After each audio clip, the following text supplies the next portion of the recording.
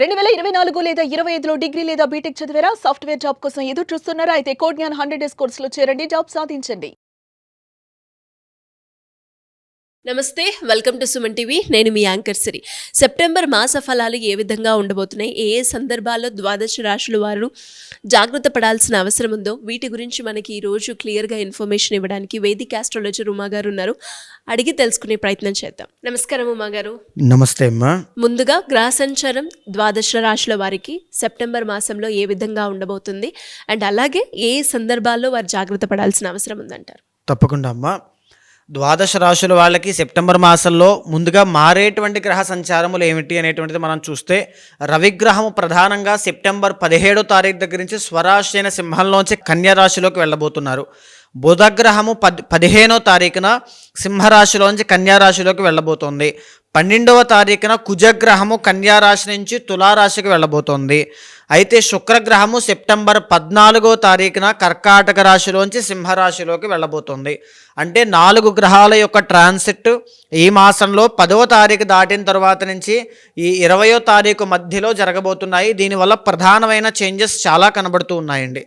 అయితే మిగతా గ్రహాలన్నీ కూడా మిథునంలో గురుడు కావచ్చు, మీనంలో శని వక్రించడము, కుంభంలో రాహువు, సింహంలో కేతువు యథావిధిగా అదే స్థానంలో కంటిన్యూ అవుతూ ఉన్నారు. సెప్టెంబర్ మాసంలో కర్కాటక రాశి వారికి విద్య పరంగా, వ్యాపార పరంగా, సంతాన పరంగా, విద్య పరంగా ఎలా ఉండబోతుంది, ఎన్ని గ్రహాలు వారికి అనుకూలిస్తున్నాయి అండ్ అందులో భాగంగానే ఎవరైనా కూడా జాగ్రత్త తీసుకోవాలి అంటే ఏ సందర్భాల్లో జాగ్రత్త పడాల్సిన అవసరం ఉందంటారు? తప్పకుండా అమ్మ. కర్కాటక రాశి వాళ్ళకి సెప్టెంబర్ మాసంలో 4 నుంచి 5 గ్రహాలు దివ్యంగా యోగిస్తున్నాయండి. ప్రధానంగా 1, 2 స్థానాల్లో శుక్రబలం అనేటువంటిది బాగుంది.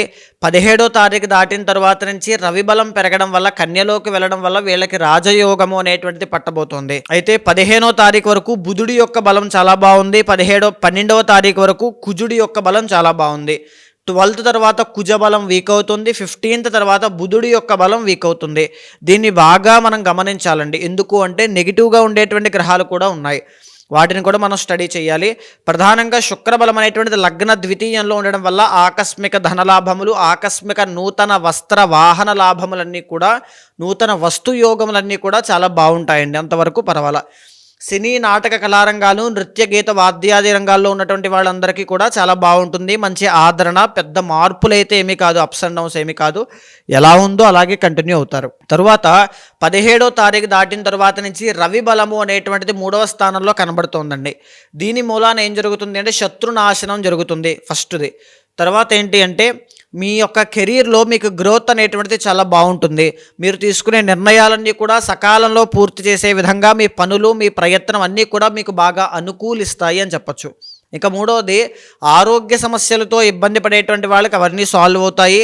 మీరు పనిచేసే చోట, ఉద్యోగం కానీ వ్యాపారం కానీ అక్కడ ఏదైతే ఉంటుందో అక్కడ మీ కొలీగ్స్తో కానీ మీ సిబ్లింగ్స్తో ఉన్నటువంటి గొడవలన్నీ కూడా సాల్వ్ అయ్యే అవకాశాలు ఎక్కువగా కనబడుతూ ఉన్నాయండి. ప్రధానంగా బంగారము వ్యాపారం చేసే వాళ్ళకి మంచి లాభాలు ఉంటాయి.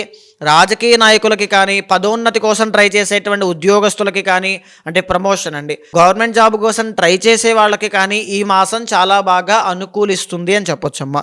రవి బలం చాలా బాగుంది.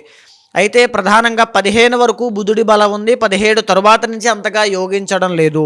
సో ఎందుకు యోగించడం లేదు? ఆయన 3వ స్థానంలోకి వెళ్తూ ఉన్నారు కాబట్టి. సో దీనివల్ల ఏంటి అంటే వ్యాపారస్తులు ఎవరైతే స్టాక్స్ కానీ, షేర్స్ కానీ, ట్రేడింగ్ కానీ ఏవైతే ఉంటాయో ఆ వ్యాపారం చేసేటువంటి వాళ్ళు 15 తరువాత నుంచి కాస్త జాగ్రత్తగా తెలివితేటలతో నిర్ణయాలు తీసుకోవాలి. లేకపోతే కాస్త నష్టాలు చూసే అవకాశం ఉంది. ఖర్చులు విపరీతంగా పెరుగుతాయి. ఆ ఖర్చులను కూడా అదుపు చేసుకునే ప్రయత్నం చేయాలి. చాలా జాగ్రత్తగా ఉండాలి.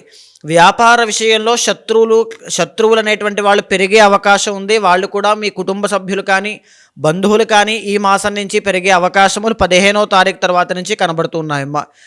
12వ తారీఖు తర్వాత నుంచి ఈ కుజుడి యొక్క బలం అనేటువంటిది లేకపోవడం వల్ల ఎలాంటి ఇబ్బందులు ఉంటాయంటే రుణ బాధలకి ఇబ్బంది పడే అవకాశాలు ఒకటి. తర్వాత గృహ నిర్మాణాల విషయంలో ఆటంకాలు, స్తంభించిపోవడం, రియల్ ఎస్టేట్ వ్యాపారం చేసే వాళ్ళకి నష్టం కలగడం, భూ వివాదాలు, కోర్టు సమస్యలు, న్యాయపరమైన చిక్కులతో ఇబ్బంది పడేటువంటి వాళ్ళకి పెండింగ్ పడడం, పోస్ట్ పోన్ అవ్వడం, డిలే అవ్వడం, ఇలాంటివన్నీ కూడా కనబడుతున్నాయి అని మనం చెప్పొచ్చమ్మా. ఇకపోతే 12వ స్థానంలో గురుగ్రహ సంచారం అనేటువంటిది అక్టోబర్ దాకా నడుస్తోంది. మీరు ఈ సెప్టెంబర్ మాసం కాకుండా ఇంకొక మాసం మీరు జాగ్రత్తగా ఉండగలిగితే మీకు ఈ గురుబలం అనేటువంటిది కాస్త న్యూట్రల్ అవుతుందండి. బికాజ్ ఇప్పుడు మీకు బాగా ఖర్చులు ఎక్కువ, మీ నుంచి వెళ్ళిపోవడం ఎక్కువ, మీకు వచ్చేటువంటిది చాలా తక్కువ, ఎక్స్పెండిచర్ చాలా ఎక్కువ ఉంటుంది. ఫైనాన్షియల్లీ డౌన్ అవ్వడం, అభియోగాలు మీ మీద మోపడం, ఎలిగేషన్స్, యూనివర్స్ బ్లెస్సింగ్స్ లేకపోవడం, ఒక సాటిస్ఫాక్షన్ లేకపోవడం, ఇలాంటివన్నీ ఉంటాయండి జనరల్లీ ఇప్పుడు. సో 1 మంత్ మీరు ఓపిక పట్టండి. సెప్టెంబర్ మాసం కూడా గురుబలం లేకపోవడం వల్ల యథావిధిగానే లాస్ట్ మంత్ లాగే ఈ మాసం కూడా కొనసాగుతుంది. ఫైనాన్షియల్లీ సడన్ గ్రోత్ అనేటువంటిది అంత గొప్పగా అయితే ఏమీ లేదు. ఇంకొకటి చెప్పుకోవాలి అనుకుంటే 2వ స్థానంలో కేతుగ్రహ సంచారము, అష్టమంలో రాహుగ్రహ సంచారము ఫైనాన్షియల్ ఇన్స్టేబిలిటీ కావచ్చు, ఫ్లో ఆఫ్ మనీ విషయంలో ఇబ్బందులు కానీ, మాట వల్ల వచ్చే తగాదాలు కానీ, విద్యలో ఆటంకాలు కానీ ఎక్కువగా వచ్చే అవకాశం ఉంటుంది టిల్ డిసెంబర్ అండి. అష్టమంలో రాహువు అతి మంచితనం వల్ల మోసపోవడం, ఓవర్ థింకింగ్ కానీ, యాంగ్జైటీ కానీ, ఇలాంటివన్నీ కూడా చాలా ఎక్కువ ఉంటాయి. శని వక్రించి అష్టమాన్ని చూస్తున్నారు కాబట్టి ఆరోగ్య సమస్యలు ఉన్న వాళ్ళైతే చాలా కేర్ఫుల్గా ఉండాలి. లేని వాళ్ళు కూడా వచ్చేటువంటి ఆరోగ్య సమస్యల విషయంలో పర్సనల్ చార్ట్ చూసుకుని ఏ విధమైన ఆరోగ్య సమస్యలు ఉన్నాయో వాటికి సంబంధించిన జాగ్రత్తలు అయితే ఖచ్చితంగా తీసుకోవాలి. ఓవరాల్గా కర్కాటక రాశి వాళ్ళకి మిశ్రమమైన ఫలితాలు ఉన్నాయమ్మా. కానీ 17th తర్వాత నుంచి తెలియనటువంటి మార్పులు కనబడతాయండి. లైఫ్లో కావచ్చు, కెరీర్లో కావచ్చు, ఫైనాన్షియల్ మ్యాటర్స్లో కావచ్చు, కంపల్సరీ ఒక బూస్టప్ అనేటువంటిది 100% ఉంటుంది రవి బలం వల్ల. గురుడు అనేటువంటి ఆయన యోగించడం లేదు కాబట్టి శనగలు దానంగా ఇవ్వడం కానీ, గోసేవ చేయడం కానీ చేయండి. ఫైనాన్షియల్గా వచ్చేటువంటి బాధల నుంచి, ఆర్థిక బాధల నుంచి తప్పించుకుంటారు కన్ఫర్మ్. తర్వాత ఏంటి అంటే ఈ మాసంలో ప్రత్యేకించి మీరు తీసుకోవాల్సిన జాగ్రత్త ఏంటి అంటే బుధ కుజులు ఇద్దరు కూడా వీక్ అవుతున్నారు కాబట్టి విష్ణు సహస్రనామ పారాయణ ఎవ్రీ వెన్స్డే కానీ ఎవ్రీ డే చేయడం కానీ చాలా మంచిదండి. కలిసి వచ్చే రంగు ఈ మాసంలో వారికి, ఈ మాసంలో వీళ్ళకి కలిసి వచ్చేటువంటి రంగు పింక్ కలర్ అనేటువంటిది చాలా బాగుంటుందమ్మా. అండ్ నెంబర్ 2 ఏంటి అంటే వీళ్ళకి వైట్ కలర్ చాలా బాగుంటుంది. కలిసి వచ్చే నెంబర్ అండి, కలిసి వచ్చే నెంబర్ 6 చాలా బాగుంటుందండి. కలిసి వచ్చే రోజు, కలిసి వచ్చే రోజు శుక్రవారం చాలా బాగుంటుంది. ఏ దేవతను ఆరాధిస్తే బాగుంటుందంట? శుక్రవారం నాడు మహాలక్ష్మి ఆరాధన చేస్తే అదృష్టం బాగా కలిసి వస్తుంది. తూర్పు దిక్కు ప్రయాణాలన్నీ కూడా సఫలీకృతం అవుతాయి. తూర్పు కాకపోతే ఉత్తరాన్ని సెలెక్ట్ చేసుకోండి. మేజర్గా తూర్పు దిక్కు ప్రయాణమే మీకు మంచి సక్సెస్ని తీసుకొచ్చి పెడుతుంది ఈ మాసం వరకు. మరి ఇంకా ఎవరికైనా కూడా ఇంటర్నల్గా ఇప్పుడు మీరు ఏదైతే చెప్తూ ఉంటారో ఇది overall view, but internal chart ప్రకారంగా వాళ్ళకి వేరే ఉంటుంది అని అంటూ ఉంటారు. అలాంటి సందర్భాల్లో ఎవరైనా కూడా మిమ్మల్ని అప్రోచ్ అయ్యి వాళ్ళు ఏదైతే సమస్యను ఎదుర్కొంటున్నారో దానికి పరిష్కారం చేసుకోవాలి అంటే ఏ రకంగా మిమ్మల్ని అప్రోచ్ అయ్యే ఛాన్స్ ఉందంటారు? తప్పకుండా అండి. అలాంటి వాళ్ళు ఎవరైనా ఉంటే మీకు కింద కనిపించే నెంబర్కి కాల్ చేస్తే మా వాళ్ళు మీకు పూర్తి వివరాలు అందిస్తారండి.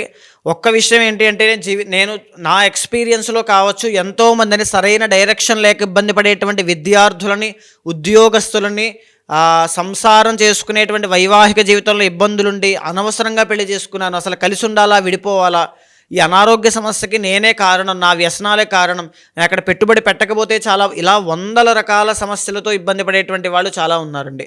అలాంటి వాళ్ళందరికీ కూడా నేను చెప్పేది ఏంటి అంటే మీ వెనకాల నేను ఉంటాను. ఒక మెంటర్ లాగా, ఒక గైడెన్స్ అనేటువంటిది లైఫ్ లాంగ్ ఒక జర్నీ లాగా ఏం చేయాలి, ఎప్పుడు ఎలాగ మీరు నడుచుకోవాలి, ఎలాంటి విషయాల్లో ఇన్వెస్ట్మెంట్స్ చేయొచ్చు, ఎక్కడ జాగ్రత్త తీసుకోవాలి, ఏది బ్యాడ్ టైం, ఏది గుడ్ టైం అనేటువంటిది పర్సనల్ చార్ట్ ద్వారా చూసిన తర్వాత ఏదైనా దోషాలుంటే శాంతి పరిహారములు మీతో ఆచరింపజేసి భగవత్ అనుగ్రహం కలిగేలా చేస్తాను. థ్యాంక్ యూ అమ్మగారు, థ్యాంక్ యూ సో మచ్. నమస్తే అమ్మా.